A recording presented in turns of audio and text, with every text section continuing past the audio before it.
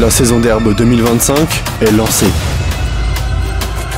Ouvrez bien les yeux, ça va claquer.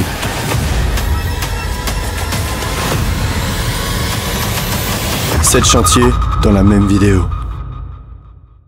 Cette vidéo, ce n'est pas un seul chantier agricole, c'en est 7. De la fauche jusqu'au semis de maïs, en passant par le fanage, l'endainage et l'enrubanage, voici le programme. Afin d'accompagner chaque chantier, je vous propose des explications concrètes et techniques. Laissez-vous porter par ce flux de magnifiques images et d'informations précieuses. Pensez à liker, à vous abonner et dites-moi votre chantier préféré en commentaire. Allez, place au spectacle.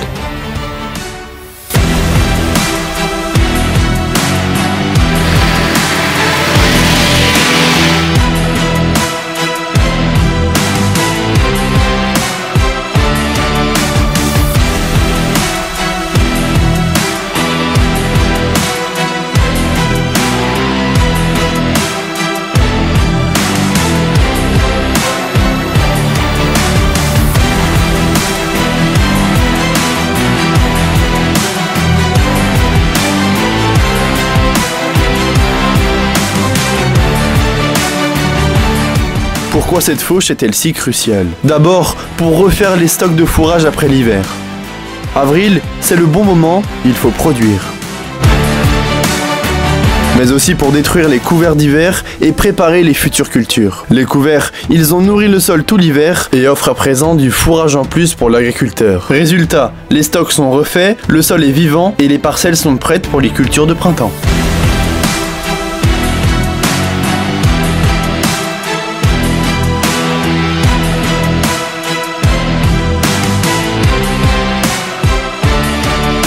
Maintenant, pourquoi faucher si tôt? Tout d'abord parce que la météo pressait, la pluie arrivait. Ensuite, parce que le fourrage était encore jeune, et un fourrage jeune, c'est plus riche, donc meilleur pour le troupeau. Qualité en quantité, tel était le choix de l'agriculteur. Faucher tôt libère aussi plus rapidement les parcelles. Le maïs aura donc plus de temps pour pousser, puisque son semis aura été accompli très tôt.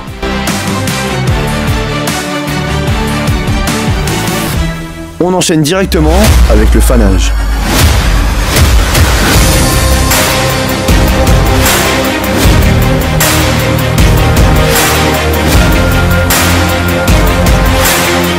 Le but de ce chantier, c'est d'étaler l'herbe au maximum pour qu'elle capte les rayons du soleil, mais sans la dessécher complètement.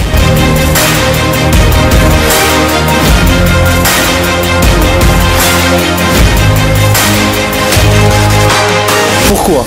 Car c'est l'enrubanage qui est visé. On cherche donc un séchage léger, contrôlé et qui respecte un taux d'humidité bien précis.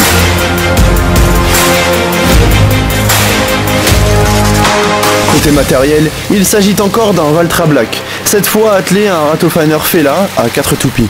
C'est tout pour ce rapide chantier, maintenant place à la mise en forme avec l'endainage. En effet, voici le 3e chantier, toujours avec un Valtra Black mais pour l'endainage.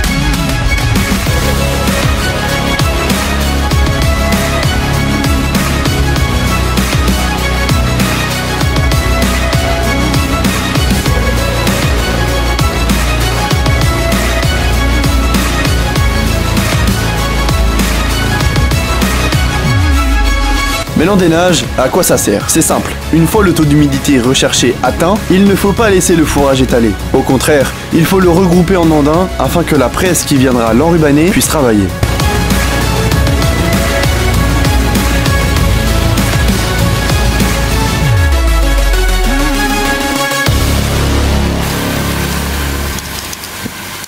Pour les belles images et le gros matos, vous êtes servi. Fendt 722 de 220 chevaux, presse enrubaneuse Macal et un duo de Valtra Black pour le ramassage.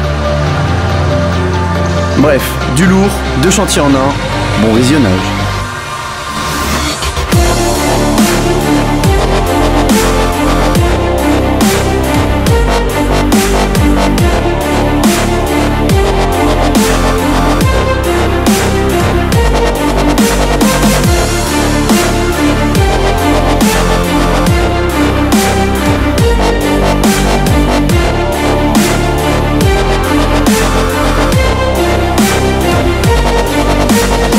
L'enrubanage, c'est quoi? C'est simple, on presse de l'herbe pas tout à fait sèche, on l'emballe dans du plastique et elle fermente. Résultat, on obtient un super fourrage pour les animaux.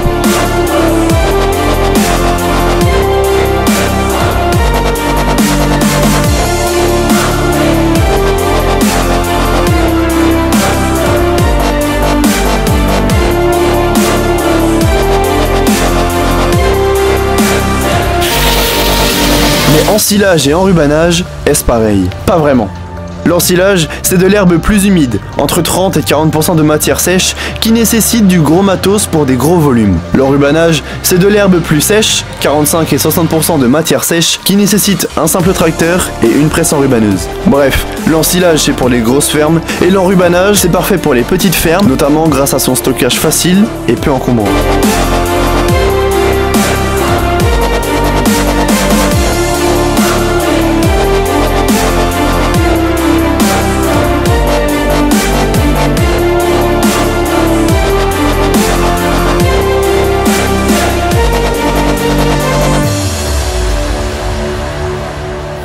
Et voilà, on arrive à la dernière étape de cette vidéo. Autant vous dire que ça envoie du lourd. Un duo d'Hertz et de Valtra, un semoir 4 rangs et en prime, un ciel gris menaçant de pluie.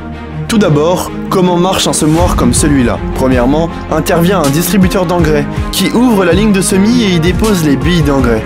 On appelle ça un engrais starter qui permet de donner un coup de boost lors de la levée du maïs.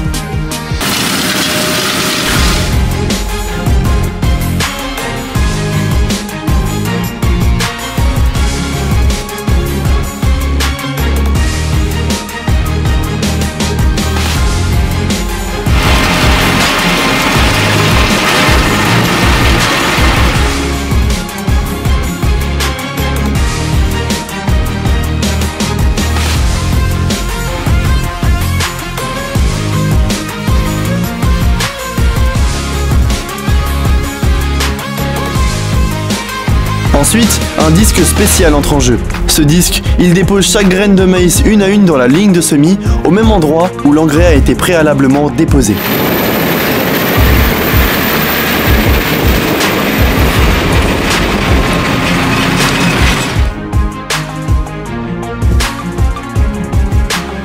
Ensuite, viennent les roues plombeuses, qui tassent et referment joliment la ligne de semis.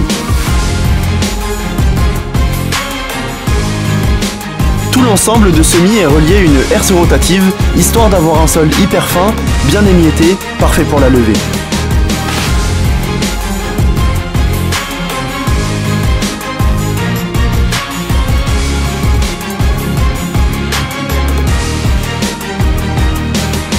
Petite dernière précision, avant de semer, il y a eu un chantier de préparation, un herçage que j'ai eu l'occasion de filmer.